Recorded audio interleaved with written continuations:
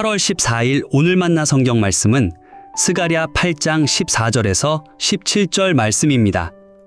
나 만군의 주가 말한다. 너희 조상들이 나를 노하게 하였을 때에 나는 너희에게 재앙을 내리기로 작정하고 또 그 뜻을 돌이키지도 않았다. 나 만군의 주가 말한다. 그러나 이제는 내가 다시 예루살렘과 유다 백성에게 복을 내려주기로 작정하였으니 너희는 두려워하지 말아라. 너희가 해야 할 일은 이러하다. 서로 진실을 말하여라. 너희의 성문 법정에서는 참되고 공의롭게 재판하여 평화를 이루어라. 이웃을 해칠 생각을 서로 마음에 품지 말고 거짓으로 맹세하기를 좋아하지 말아라. 이 모든 것은 내가 미워하는 것이다. 나 주가 말한다. 아멘. 오늘 만나주시는 하나님을 기대합니다. 스가랴 선지자는 절망이 가득한 시대에 활동했습니다. 바벨론 포로 생활을 마치고 예루살렘으로 돌아온 백성들은 무너진 성전과 성벽을 보면서 깊은 좌절에 빠져 있었습니다. 수십 년간 지속된 고통과 박탈감은 그들의 마음속에 뼈아픈 상처를 남겼습니다. 하나님이 우리를 버리신 것은 아닌가와 같은 근원적인 영적 의심에 시달리며 절망했던 겁니다. 그러나 하나님은 선지자 스가랴를 통해 회개하고 있는 이스라엘에게 희망의 메시지를 선포하십니다.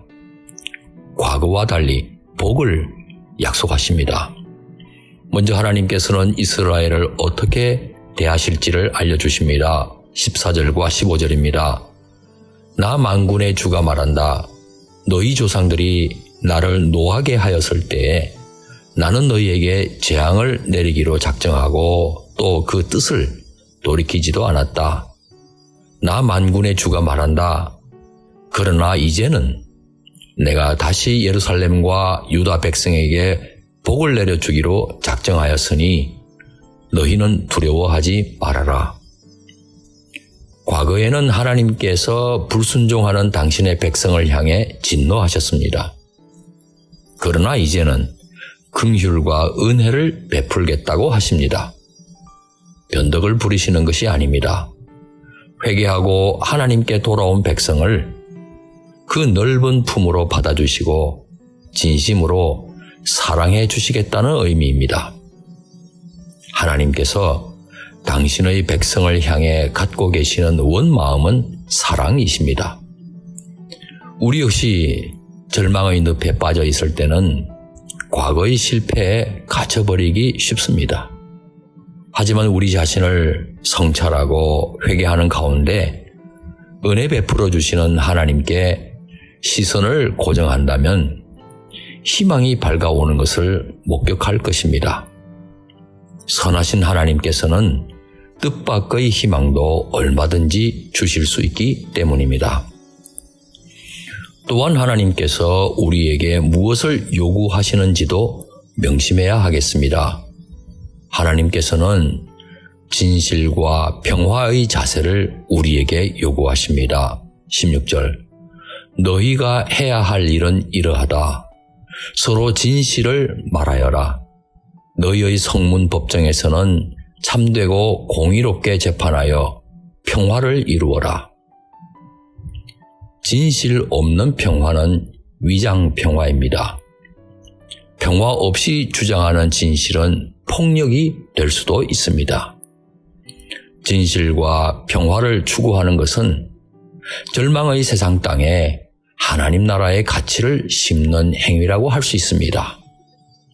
그리하여 희망을 심어 가시는 하나님의 동력자가 되는 것입니다.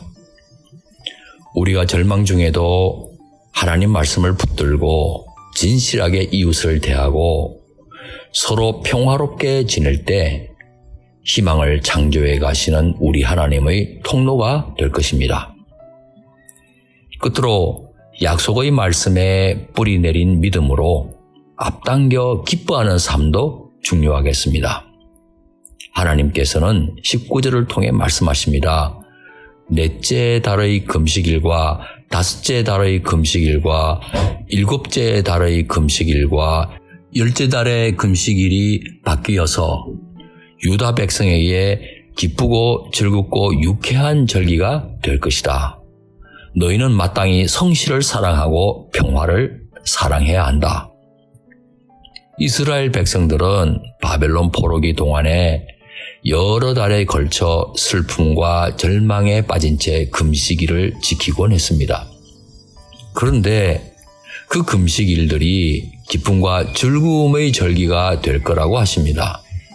절망과 고통의 시간을 희망과 은혜의 시간으로 바꾸어 주시겠다는 하나님의 강력한 선포입니다. 우리 역시 하나님 약속을 믿는다면 아직은 절망적인 상황이라고 해도 앞당겨 감사하고 기뻐할 일이겠습니다. 사랑하는 성도 여러분, 오늘 만나를 통해 절망 중에도 희망을 잃지 않는 비결 몇 가지를 하나님께서 보여주셨습니다.